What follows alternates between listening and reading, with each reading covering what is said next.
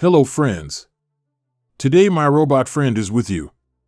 Unfortunately, I don't have enough time to voice part of the text in my own voice. The 633rd day of the war between Russia and Ukraine continues. In the Kharkiv direction, the enemy continues an active offensive in the Kupiansk sector. According to the General Staff, over the past 24 hours, 4 enemy attacks have been repelled in the areas of Synkivka, Petropavlivka and Ivanivka. The Ukrainian military telegram channel Deep State writes that the enemy continues to squeeze our forces out of the Kupiansk area. It's especially difficult in the area of Liman Pershi and Kislivka. In the latter, the Russians have partial success, the telegram channel reports. Also, according to Deep State, in some places the Russians have a significant advantage in drones, which affects the increase in our sanitary losses. Russian telegram channels also attribute their advances to the fact that they have knocked out all the crossings across the Oskil River in the Kupiansk area, and now all the logistics of the Ukrainian armed forces go mainly through Burová, that is, with a large detour. However, it has long been known that the defense of Kupiansk will be complicated precisely by the fact that it is located on the eastern bank of the river through which the Ukrainian army is supplied. And this has always been regarded by military analysts as a problem. Apparently, because of this irreparable vulnerability in the defense of Kupiansk, the Russians decided to conduct a consistent offensive in this area. However, so far it is going slowly, and the main fortified areas of the Ukrainian armed forces around Kupiansk are far from falling. Yesterday, several official sources announced the creation of a bridgehead for the Ukrainian armed forces on the eastern bank of the Dnipro. The Ukrainian Marine Corps announced the creation of several bridgeheads on the eastern shore. The Ukrainian Defense Forces carried out a series of successful operations on the eastern bank of the Dnipro River in the Kherson direction. Ukrainian Marines, in cooperation with other units of the Defense Forces, managed to gain a foothold in several bridgeheads, the Marines reported. This information was then announced by the General Staff. The stated goal of holding the bridgeheads is to push the Russian army as far as possible from the Dnipro in order to reduce the number of shellings on the western bank.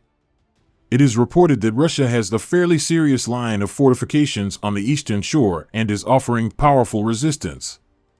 However, the Ukrainian armed forces managed to carry out several successful actions. The enemy is trying to dislodge our soldiers from their positions, which is why they are suffering heavy losses. In particular, almost every day the invaders make from 4 to 12 such attempts. As a result of significant losses, the enemy is forced to transfer units from other directions, reported the General Staff. Following this, President Zelensky announced the creation of a bridgehead, publishing a selection of photographs with Ukrainian military personnel on the eastern bank of the Dnipro. I note that in all these statements the main news is the very fact of the statements. Since the bridgeheads of the Ukrainian armed forces on the Dnipro Islands and in the Krynky region have been known for a long time. And in recent days, the Ukrainian army has not made any new breakthroughs there, judging by incoming information. As before, the bridgehead in Krynky is maintained, which is almost continuously attacked by the Russians, trying to eliminate this bridgehead. At the same time, military analysts and the Ukrainian military themselves assess the situation in these bridgeheads as ambiguous for the Ukrainian armed forces. And the military significance of holding them without a large-scale offensive operation across the Dnipro is questioned by many. The American television channel CNN stated that Ukraine's successes on the eastern bank of the Dnipro are insignificant.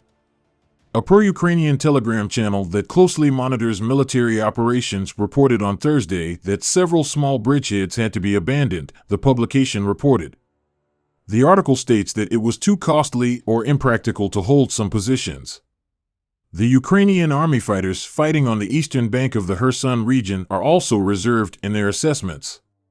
Personally, I don't really like this online war.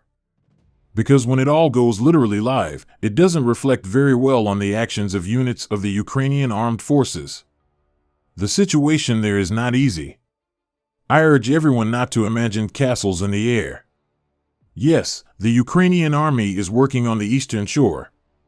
However, it is impossible to say that any strategic breakthrough actions are taking place now. Monotonous, routine combat work is underway, which, I think, will drag on not for 1 week, but most likely not for 1 month. Because the combat formations of the occupation army are very well prepared for defense. Their depth is quite serious. They have enough forces and means, said Prozapas, an officer from the 36th Separate Marine Brigade. He also says that the Russian army is a strong adversary. I personally would like to see more on the air about the power of the Russian army so that Ukrainians realize what we are dealing with, that these are far from stupid conscripts and not an army that is about to escape, but an enemy who came to occupy this territory and is not going to give it up, says the officer. Friends, this channel exists solely thanks to your support. If you have the opportunity and desire to support the channel, I will be very grateful to you.